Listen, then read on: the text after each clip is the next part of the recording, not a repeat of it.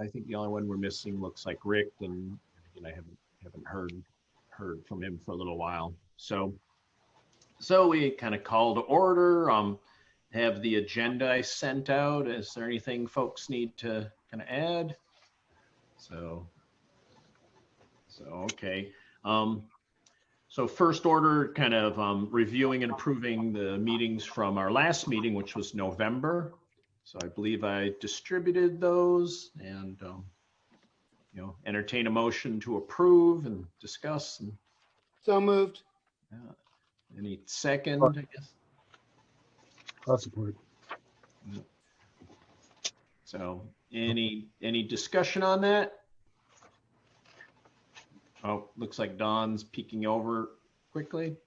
No, I'm good. Yeah, You're good? All right.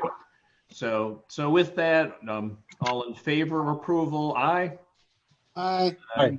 Any opposed? So the minutes are approved.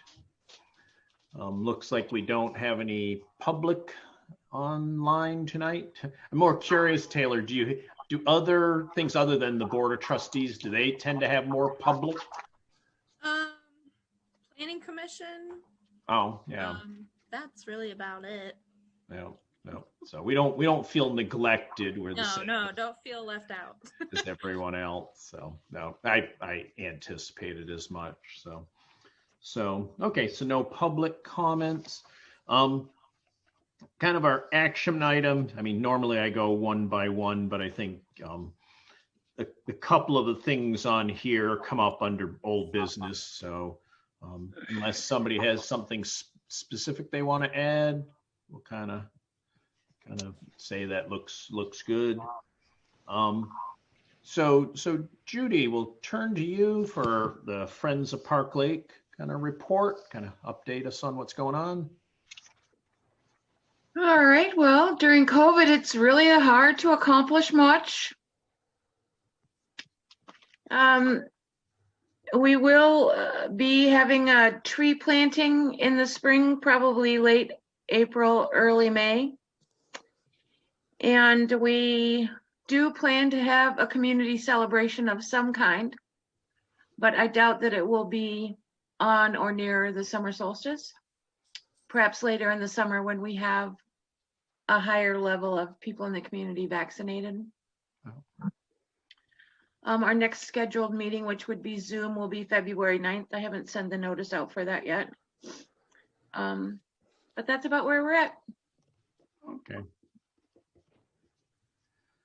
Okay, yeah, and in the the community celebration, yeah, like I said, I think it'd be wonderful to see as long as kind of the conditions allow. I think folks are ready to have some celebrating time outdoors and by the lake. So yeah, I'm just making myself some note.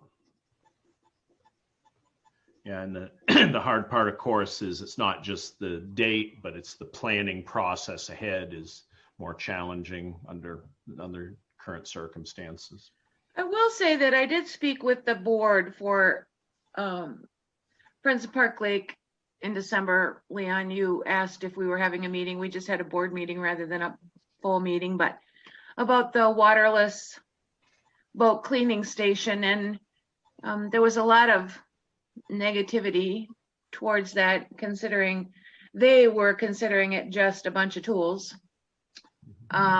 And they didn't feel very positive about it, but I sent them all a video on that and some research that had been done. So maybe in February, they might feel more positive about it. Is the meeting at 7 on the 9th? Yes. Okay. The library, the Friends of the Library moved to 6, so I actually might be able to make it. Right, good. Okay. So Judy, when you said you presented this to the board, you mean the Board of Trustees or the Board for Friends of Park Lake? Park Lake. Oh, okay. So that we'll actually discuss that in a minute or two here. Yeah, I see it's on your agenda. Yeah. So I don't think we have any township report and no Parks and Rec report. So kind of I'll leave them on the agendas for the future, but recognizing we have nobody to report there. So getting to the old business, yeah, the waterless cleaning station. So you you kind of indicated the board for the Friends of Park Lake seemed kind of, negative or ambivalent toward it. And I think the model we had kind of talked about at our last meeting, the cost of it was about $1,750. Is that match with what you kind of remember, Judy? Yep, just under $2,000. Yeah. So and I think our kind of summarizing our last discussions were whether we thought we could kind of get the township to put in a little money, the SISMA grant program really didn't quite cover what we needed. So I'm open to strategies on potentially kind of how to get. We thought, again, going for the least expensive model would probably be the best initial approach. I have some kind of personal ideas, but I'd like to hear from the rest of the board kind of first about thoughts on ways to do that, or kind of meet with some of the rest of the board of the Friends of Park Lake, at this February 9th meeting. So open up the floor. So was the board, Friends of Park Lake, not interested in spending the money, or not interested in even having it happen? Not interested in the product. Okay. They didn't think it'd be useful? In looking at it, I mean, I've looked at it a zillion times, both in person and online, and spoke with the salespeople, the developers, but they feel in looking at it, just in looking at the pictures and the brochure and looking at the details that are provided in the brochure, that it is nothing but a rack with some tools on it. And they just wondered, doesn't appear to them, it didn't appear to be much, although the research for that particular item does show that it's, I think it said 94%, 92% as effective as a boat wash with additional features, a boat cleaning station with additional features. And I'll kind of remind myself of my ignorance. So the low cost unit, did that have kind of like a vacuum unit associated with it? That one doesn't. Were the tools attached to the low cost unit so that you couldn't walk off with them? I'm sorry, John, I didn't hear your question. The tools for the low cost unit, are they attached by a cable or something so you can't walk off with them? Steel cables, 60-foot long steel cables. Which, if we got our own tools, we'd have to, get a cable or something like that. So, no. I mean, if we don't have them attached, like with the low cost unit, somebody's going to walk off with them. It's bolted with anchor bolts into a concrete pad. Right. I just meant that's the advantage of having the unit as opposed to buying your own tools. Right. Yeah. So so I think it kind of, engenders a couple questions, and it'd probably be worth talking to the board, and other members of the Friends of Park Lake in February, because I think the next unit up runs around 10 or 11 grand, and that one does have the kind of solar. I think that was the solar panel one on a trailer with a kind of shop vac type of system. $12,000, yeah. Yeah.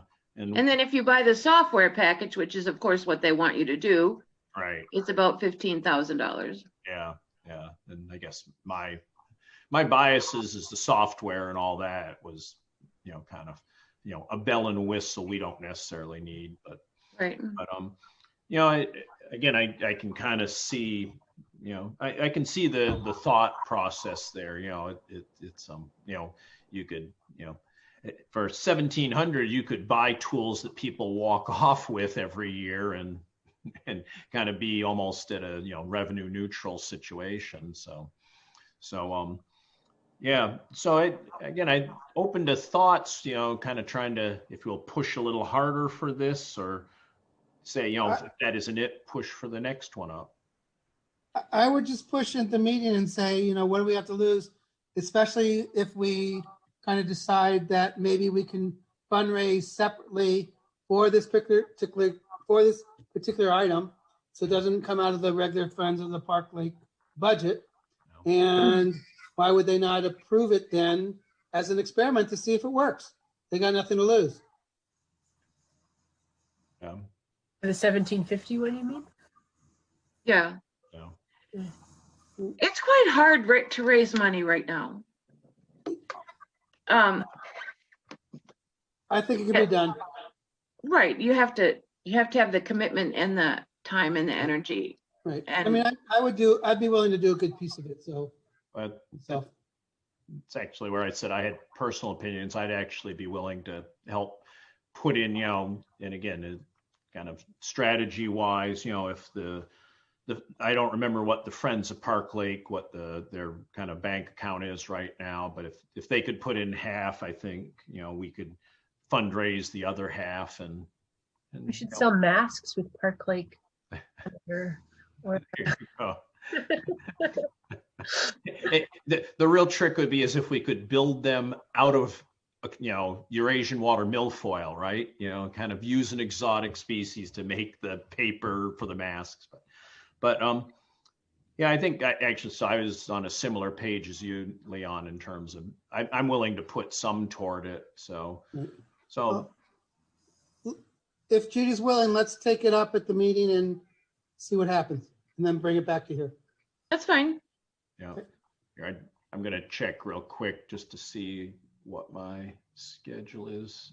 So February 9th is Yeah, it's 7:00. Okay, I should be able to do that. So I did neglect to say during my report that the CIP for the nature trail, I don't know, have we talked about this since December? Probably not. No. December, no. So we collaboratively created a proposal for the planning board on the nature trail. Right. And there were three proposals that were presented to the planning board. One of them, of course, being the nature trail, one of them being architecture and engineering work for an expanded senior center, and the third one being resurfacing the playground at Wishwasher Park. All three of those proposals, none of the proposals rated very highly, and the planning board decided that the criteria is wrong for community-based projects like those which were turned in, and that they should probably relook at the criteria.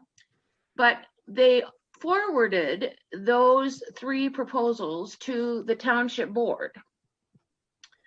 The night that the township board was voting on the 2021 budget, so it was like late December, the proposals were approved by the planning board and prepared for transferring to the township board in October, but they never were sent to the township board.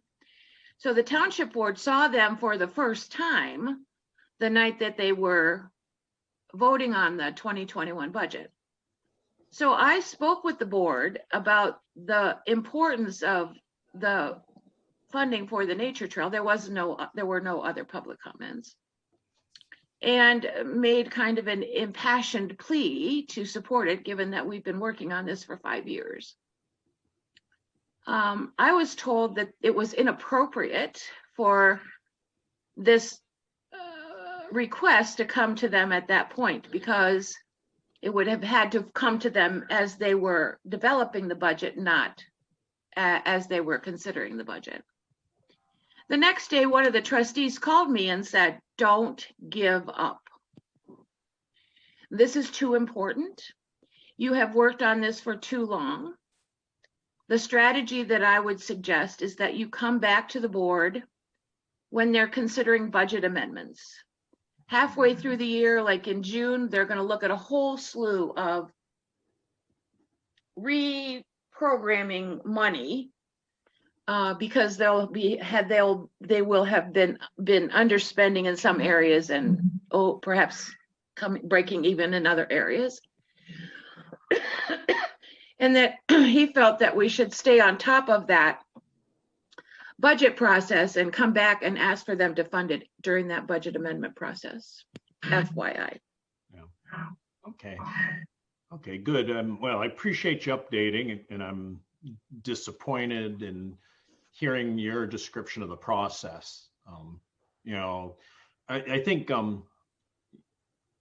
based on that, I might suggest I'd like to contact Karen as chair of the Park Lake Advisory Board to get further clarification on that, because we wrote in support of that, but we had and again, I'm not blaming Karen or anybody specific, but I think it is the responsibility of kind of, you know, the CIP process to give feedback back to us as kind of sponsors of that as to what happened.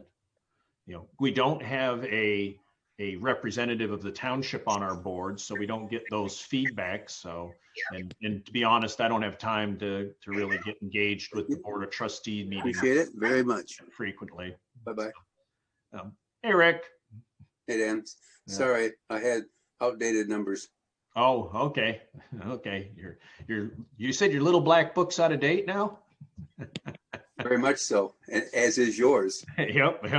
Rightfully so. It's tossed out the window. So just for additional background information, the CIP recommendations were sent to Karen before she developed the budget. Yeah. And she chose not to put the CIP recommendations in the budget. Yeah. So it landed, but the process was wrong. Leon, you've been at both ends of this. Yeah. You know that the CIP recommendations are supposed to go from the planning board to the township board, and then the township board makes a recommendation to the superintendent or to the budget process what they might include. So the whole process was kind of screwed up. And I mean, even today, having worked on that all this time and having requested a copy of the report, I still don't have a copy of the report in which the proposals were ranked and by using their criteria. Well, I know the CIP was being changed when I was on the board, and I don't know where it went back to. We were trying to make a bunch of changes about how the whole process went. So I don't know what happened. I don't know how they do it. But I think it's worth, Dan, you're making a phone call to Karen. Yeah. No, so with the board kind of, so what I seek is the kind of approval or assent of our board to kind of contact her and kind of push her on kind of what happened, because if we don't get feedback, that's not an effective communication strategy. Yeah. So, and I will just make one more comment, and sorry to take up time, but last night the township trustees appointed a new board member. And they appointed Jason Amoretti. Yes. He might be a good person to be a rep on our Park Lake Advisory Board. He's really into the lake stuff, isn't he? I can't say I know him. So Yeah, he that's a good idea. We should ask somebody if he'd be willing to do that. He's been on the planning commission for a long time. Oh, okay. So I might have met him then. So Yeah. Forget. Okay. So I guess I look for any, not really a vote, but any reasons I shouldn't chat with Karen. No. Oh, no. No. So, okay. Well, I'll both try to get a little more insight into kind of what happened and express our kind of disappointment. And again, we've been working hard at this, and to see it, my interpretation is it either fell through cracks or cracks were opened in front of it. And, again, we need to be kept in the loop on that. Secondly, I'll see if there's interest in having Jason come on our board once he gets his feet under him, of course. Yeah. So, and that's the bigger issue, actually, even than the CIP process, is that not having a board representative does make this line of communication not happen. And so we really want that to happen as soon as possible. Yeah, whether it's Jason or another board member, we really should have somebody. So. Judy has her hand up. Go ahead, Judy. Marie Howe doesn't really believe in board representation on on committees. Right. That's what I was going to say, except that I saw just a part of one meeting, and I don't think that's shared by the rest of the board or by everybody. So, yeah, I'm on a board, the Senior Services Advisory Board. We desperately need a board member trustee to be on a liaison for us. Yeah. I mean, this same thing. Yeah. Well, I thought that was a standard township procedure that each standing board would have a township board member on it. One person now changes all that. But it just destroys the community. Well, they're working on it, but that's outside of I mean, we can just give the input and say how important we think it is. Yep, I understand. So I'm just saying it's not just Karen that we have to communicate that with, it's also Marie. Right. Particularly Marie. Okay, just more for my assistance, because I think many people here know more than I do about township procedures. So when you said, Rick, my impression was kind of our charter, if you will, for our board. I don't know if there's an official one. Part of it was to say there was supposed to be a board of trustee representative. So is that something written down, or is that more a fluid kind of agreement? I wish I could answer that for you, Dan. It's always been an understanding. Whether or not it's there's a particular formal statement of that process somewhere, I can't answer that. Yeah. Leon's shaking his head. I don't know either. I was just saying, I don't know. I know statutorily there might be a couple things, like it may be a requirement of the planning commission. I don't know if it's a requirement of everything, but it has been standard practice for the 20 years that or 15 years I've been associated with different things. And I think last year, they didn't have an interest with anybody on the board wanting to do it. But I don't think there was a sense that it wasn't important. But now that may be changing, at least again, among one person. So Taylor, I saw you nodding your head at something. Can you give us insights? Yeah, so Leon was kind of on track there. The Planning Commission, in their bylaws, it states that they will have a representative from the Board of Trustees. To my knowledge, other than a couple of other statutory boards, such as the Board of Review, they don't require to have a board representative, but it has been standard practice that we do for lots of reasons, especially communication wise between committees and the boards. So that is something that has happened for years. But I don't believe that it's written in the actual Board of Trustees bylaws. Okay, good. Well, thank you, Taylor. That helps clarify it. You would know probably better than most of us. So good. Well, I think I'll again, I've got multiple lines of communication, and we'll kind of pursue them to how far we get. We'll see. But yeah, part of it may be valuable to go to. Particularly, one of our planning things is thinking about the annual report, and part of our annual report should highlight perhaps that without a Board of Trustee member, we are not always in tight communications as one would hope. So okay, I think that It would be a good thing to put in there, just to make it publicly known that a valuable tool has been discarded. Yeah. Oh, I think sometimes just, Sometimes a little prod helps. yeah. That, that being said, 2020 was kind of a mess in many ways, other ways. So we should, it's more for when people look back however many years to say what happened then, folks aren't going to forget COVID happened, but how did it affect this board? Right. Part of it we should be documenting. So. Yeah, but let's talk about moving forward and seeing if we can just renew things that might have been lost because of the difficult year. Yeah, that's what That's a very tactful way to put it, Leon. Yep. So, okay, good.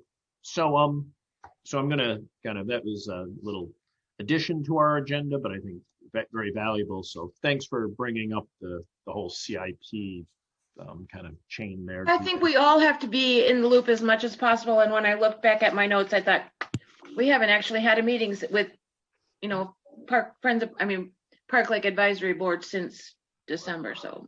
Right. So, so kind of moving on, I think, the other thing we just finished up was bringing up with the Friends of Park Lake meeting at February 9th about, again, kind of even half support for this toolkit. The other thing I had under old business was the idea that there are these weevils that can be purchased to help kind of battle purple loosestrife. I think in 2020 we saw some increase. My kind of evaluation is we aren't at a kind of a horrible nuisance stage of purple loosestrife, but we do know it, it can kind of, get out of hand. And the weevils, kind of do help. I think I had notes on the action item list. I have the website, and if I remember right, it was either 250 or 500 for the cost of the weevils.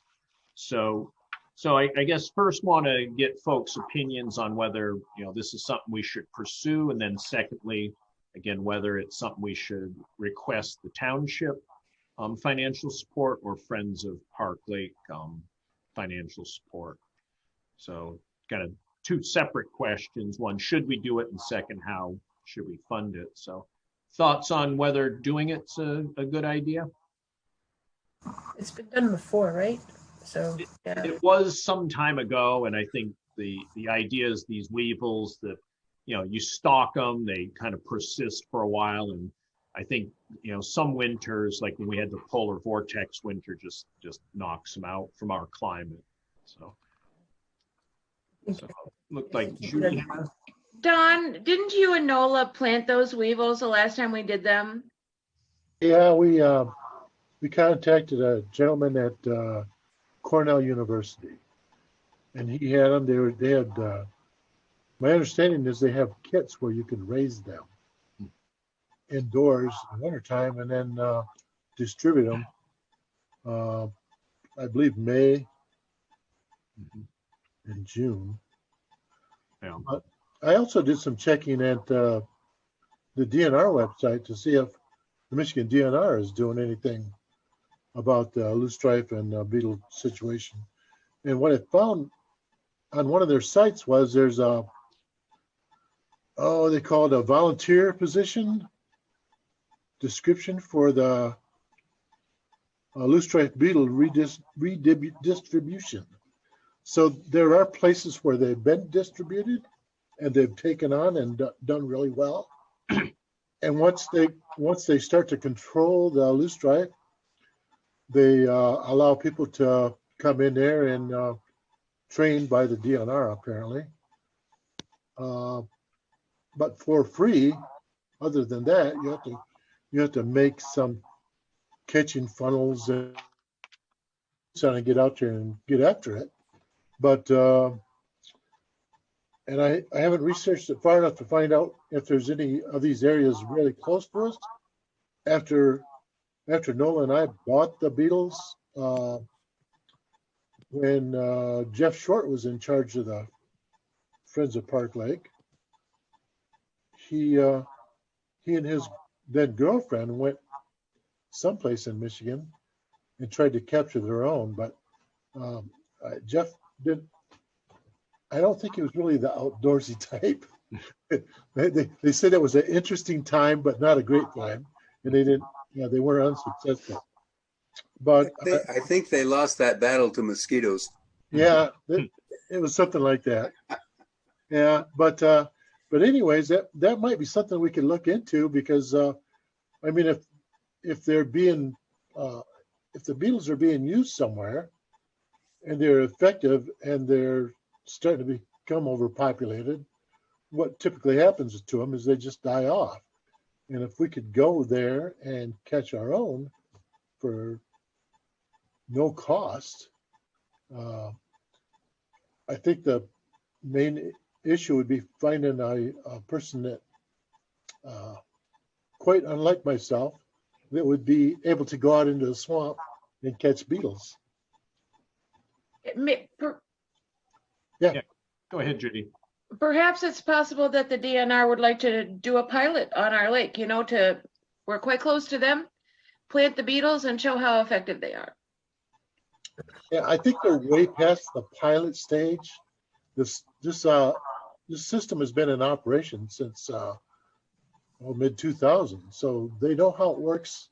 They know what to do. They're fully aware of the process. It's just a matter of getting the beetles. Are they very costly, Don? Do you recall when we looked into this several years ago? I think we paid $100 for 3 dozen back then, but if it would be possible to get involved in this DNR system that they're using, it's just a matter of going out and catching beetles. It may not be easy. That sounds like it's easier said than done. It could be, but I mean, they have a system and they have a website kind of dedicated to it. So, well, certainly worth looking into. Yeah. Yeah. So I just double checked them. So the website that I had listed where you purchase them, it is. Oops, sorry. I gotta get to my right tab. So it's $100 for 105 beetles. Why they give you 105? I don't know why. Attrition. It's kind of like a baker's dozen, so to speak. So, I guess, although I see what you're saying, Don, no, end quote, no cost, wrangling a volunteer, I use IRS numbers for mileage. If it's even 50 miles away, round trip, you're burning $50, of IRS money. Well, it might just be a matter of finding somebody that might volunteer, to give a ride. Yeah.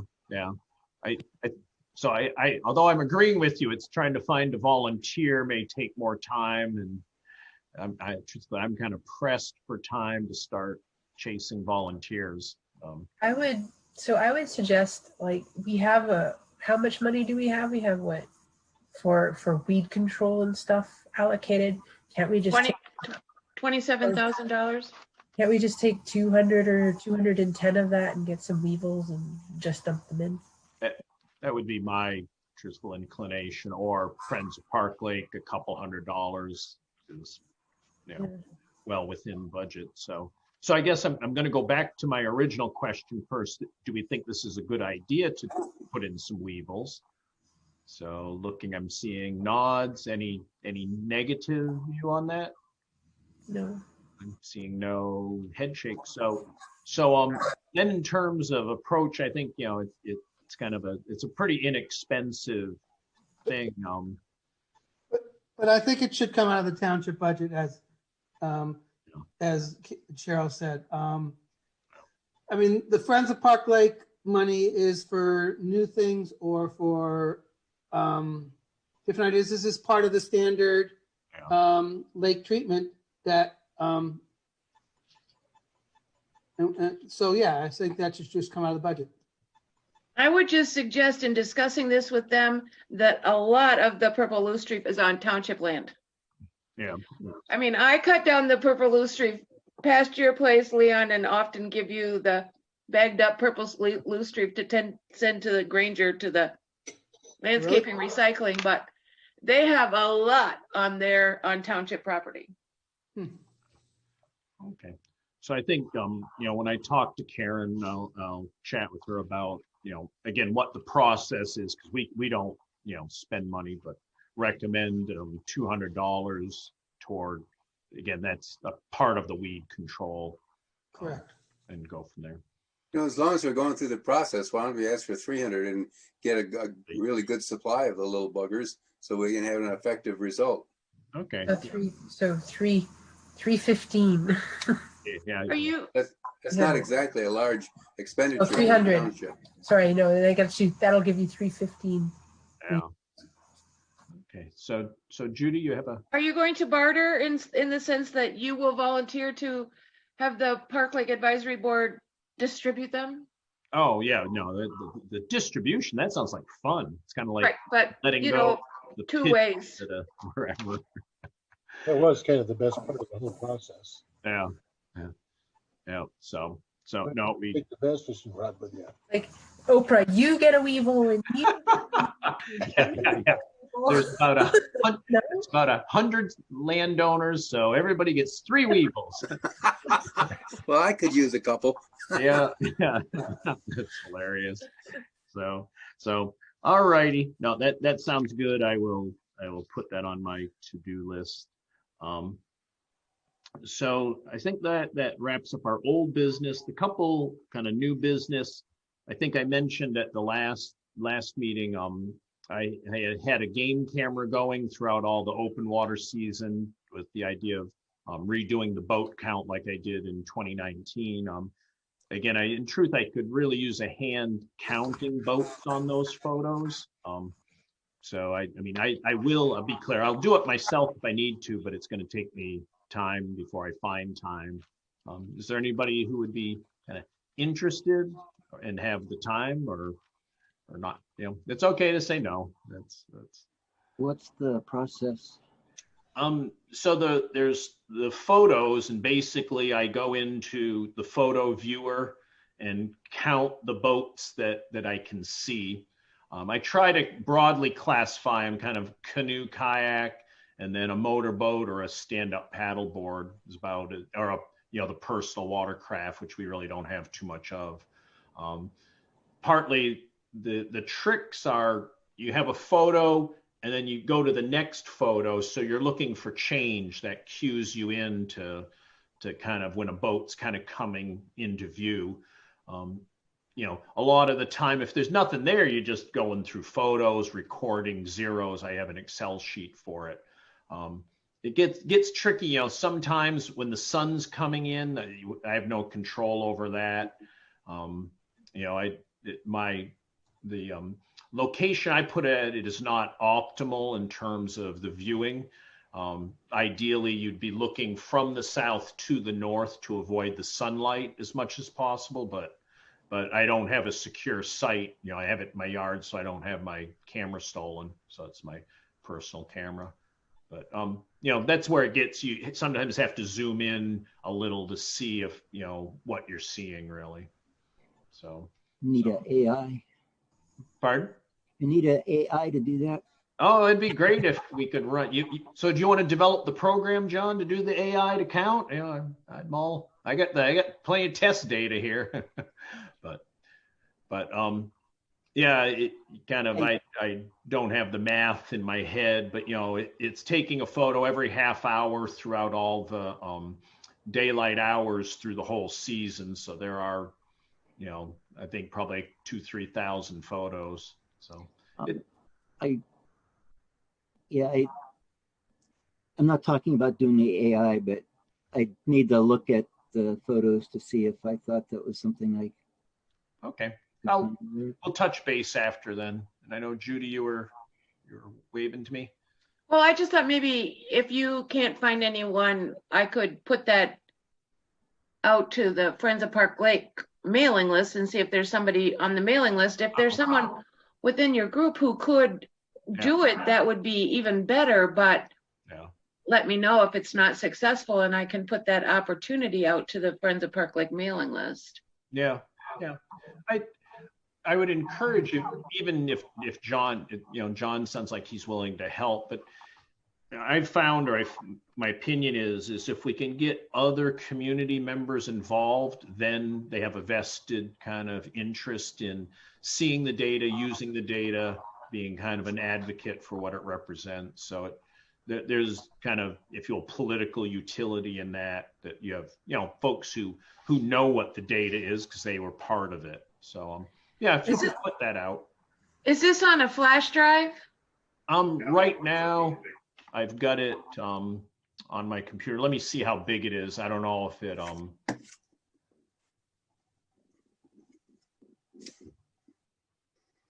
It'll probably take more than one person to do it anyway, so we probably want more than one. So I've got 2, 4, 6, 8, 10. Yeah, it's about 14 gigabytes. So it's kind of like all the photos are more than fit on a flash drive, but I chunk them out month to month. I download it just to make sure I don't have any data errors. So any amount of help is helpful.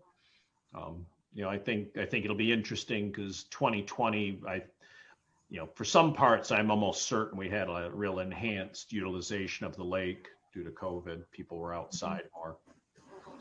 So yeah, if you could do that, I'm truthfully not likely to engage in this real quick, but I'll touch base with you, John, and we can, I can send you a few photos by email just so you have a sense of what they are, and we can go from there. So that sounds like something I might be able to help you with too. Don, okay. So I'll email you both some photos and we can talk. Yeah, it's not not hard work. It's just it's a pretty big volume. So okay. The kind of last thing on new business was kind of the annual reporting process, and I think our normal's been I kind of take a stab at drafting it and we discuss it, and with 2020 being kind of less intensive, I think that process works fine. Here, one moment, I was going to check. I had where did I put that? So our typical is we start the annual report kind of writing in January. We historically had worked on it during a February meeting and finalized it during March. I think we at least put placeholder meetings throughout the year. Just kind of I was asked as chair kind of what were our plans, and kind of planned on meeting monthly, but I don't know if we really need to meet in February. So we could potentially delay till March. I'll turn to Taylor. I don't know if the township has any kind of timing expectations of reports in general. I think it's been pretty loose there. Is that accurate? I would say typically they happen around like April. Yeah. Last year we didn't really have them because of COVID. So I guess this year it'll probably depend on that as well. Yeah. So I think, again, because of COVID, if we could get it to the Board of Trustees in April or even May is probably sufficient. So, go ahead, Leon. I'd want to push it up, actually, given our earlier conversation about the lack of a trustee on our board. As I was thinking through this, there's been a lot of changes. We have a new board now, and we have a new superintendent for a while. And we need to find out where Park Lake fits into the picture for them and our whole group and what. So in putting together a report, I think we do our new normal thing and stuff like that. But I think we would want to ask the current board, and I don't want to be antagonistic at all, but where do we fit in your goals? By not having a person on our board, it's not just us sharing information with them, but we don't hear I have no idea because I don't watch the township meetings and stuff like that. I don't know what the goals of the current board are for the township. And I think it's important that we have that conversation. And I think this is the opportunity to do that in presenting our In your report, yeah. our report. Thank you. My brain's not working. So I would want to push it up as quickly as possible. And if we can't do it by in person because things are going to change, I don't see why we can't do it on Zoom. Yeah, the virtual presentation is pretty straightforward. So then maybe just then, yeah, I mean, we haven't done a ton this last year because of COVID, but there's just a few edits, right? And then there's this addition, we'd want to have some sort of township representative. So I think it would be like if, because Dan, you usually take the first crack at it. And then if we sent it out and had it to review it before the next meeting in February and then finalize it by March or something. Yeah, I think, well, that would be doable. Yeah. Like you said, just for me I have to find time or make time, but I can get it to our board by mid-February and we can discuss it. And we might even be able to finalize it then. Yeah. I mean, only just do what you can and we can help that fill in the rest during the February meeting, right? So, yeah. Right. As you said, we haven't had as much, but the critical thing is maintaining Board of Trustees support for the budget item. I mean, that's our biggest thing. If there wasn't any budget kind of contribution, I mean, our board really wouldn't have much to do beyond what Friends of Park Lake already does, right? So I think that's good advice, Leon, in terms of keeping that kind of pushing that conversation forward. I do forget it is a new board, and that that'll help give them the sense that at least we highly value the lake and we've spent a lot of time and energy and kind of see again. Dan? Oh, yeah, Rick. If I may, I'd like to support Leon's position. Several years ago, when we were first organizing and the lake was a rather unknown entity to the board, we did a presentation to them about the history of Park Lake and what its value currently is and what its value could be in the future in terms of community enrichment, tax base increase, and the fact that it could be a wonderful and is a wonderful wildlife refuge. And for that reason, there's a lot of, it's a very, very important asset that the township has. And back then they were really quite ignoring it or not aware of it. And that may be the case now. They may not, I haven't been to a meeting since this new board started, so I don't really know who's on it. So, fie on me, but nonetheless, that might be something we would want to consider or have that as a part of our, and in effect, it really is part of our annual report. We have some history and so forth, but maybe making that section of it a little bit larger to enhance the information process and to show what a valuable resource and it's the only natural lake in the area. So anyway, that's enough. I shut up.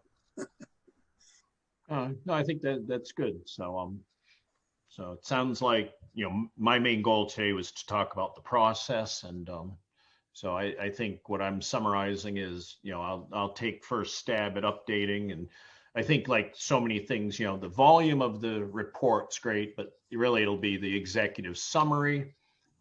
That's what we kind of, the time we're given to present the report, I think highlighting the executive summary. So that'll be the kind of critical element to get everyone's eyes on and get kind of buy-in on that. So I will aim to get something to y'all by next meeting, which I think it looks like, I think the date's February 17th would be our next kind of, Wednesday cycle. And, Right. Dan, it'll be easier to edit this time because we all are at home and on our own computers, whereas before, remember, we had to project and all of this other stuff, and we didn't have and stuff. So this will be easier for us to help out. So you don't really have to do too much before February. We can all jump in and help. So No, thank you. Yeah. Yeah. No, it goes fairly smoothly. Again, we got a great template, so it's just adding where we need to add. So, all right. So with that, I think we're coming up, no public, so no public comments. The next agenda, kind of the annual report discussion will be our major thing, kind of, and I'll report out on communications with the folks in the township. So next meeting, it sounds like February 17th is where we've kind of landed. Other than that, I think we got through the agenda. So anything else that folks like to bring up as a issue, question, cool stuff? I have one. Go with cool stuff, Don. Oh, cool stuff. Okay, cool stuff. A couple of weeks ago, there was a spot in the lake that hadn't frozen yet. And the geese were enjoying it. And the mallards were enjoying it. And I happened to notice that there were 5 ducks out there that, because it was so misty and snowy and such, I couldn't identify them. I called on some help. And I got a couple other guys looking. And by the time it cleared up, I realized that they were goldeneye. Oh. So, and I was talking to the neighbor next door. I told him that I thought they were goldeneye, and he agreed with me. And as I was talking to him and looking out there with my binoculars, I had a bald eagle go through my binoculars. And the mallards that were there left immediately. Apparently goldeneye are not that ready to leave. They weren't ready to leave. And they hung around. He dove at them a number of times and they went underwater. And eventually they got tired of going underwater. And eventually he caught one. Oh. And Wow. he put up on the ice and had his way with it. Yep. So I didn't see the goldeneye, I didn't put a scope on, but maybe it was the same day or a different day, because I thought I saw the eagle chewing on a goose because it was on a big pile of feathers. Yeah, it was a goldeneye. Yeah, but no, it was cool. There was a lot of birds out there. Yeah. There were a lot of birds. And also at that same time, somebody put up their ice fishing shanty, and I was like, Yeah, that was into that. yeah, that kind of, that gave me kind of the heebie-creebies of, if there's open water, I'm skeptical about ice. Right. Yeah. So, All right, I just sent you guys the minutes. Oh, thank you, Cheryl. Thanks. We all have a safe. I have to get some food. I'm starving. Yeah. You guys all have a safe time. Please be careful, and we'll talk to you later. Bye. Okay, thanks, Cheryl. Yeah. Okay, well, thank you all, and we'll be in touch. I'll touch base with you, Don and John, about the photos. Again, not urgent, but if we chip away, they'll get done. Yep. Thanks a lot, everybody. All right, thanks, Taylor. Problem. Yep, have a good evening.